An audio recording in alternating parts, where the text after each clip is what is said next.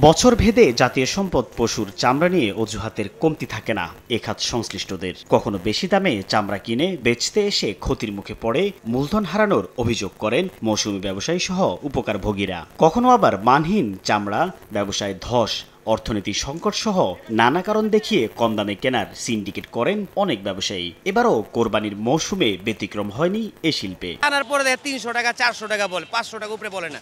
এতে বলা সরকার ঘোষণা দেয় তো এই চামড়া ফেলে দাও, আমরা ফেলে দেবো আর মাটিতে পুঁতে দেবো। 1,10,000 টাকার গরু আর একটা হলো 80,000 টাকার গরু, দুইটা চামড়ায় আমার দিচ্ছে হলো 530 টাকা।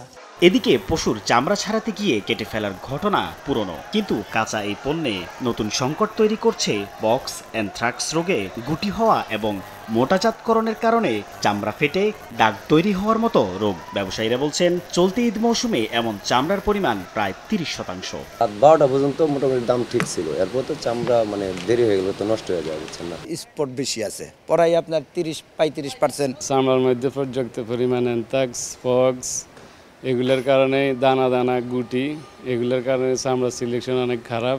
চলতি মৌসুমে প্রায় 80,000 চামড়া সংগ্রহের একক লক্ষ্য পুরান ঢাকার পোস্তার ব্যবসায়ীদের। তবে বরাবরের মতো অর্থ সংকটের অজুহাত তাদের। তারা জানান রাজনৈতিক দলের কোরবানি কম হওয়ায় এবার চামড়া কিছুটা কম।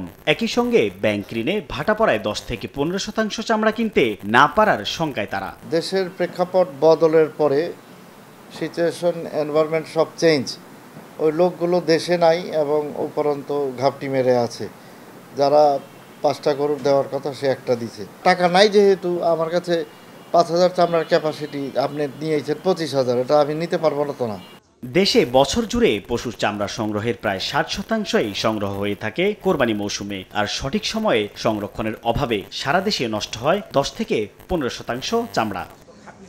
সাইফুল ইসলাম, সময় সংবাদ, ঢাকা।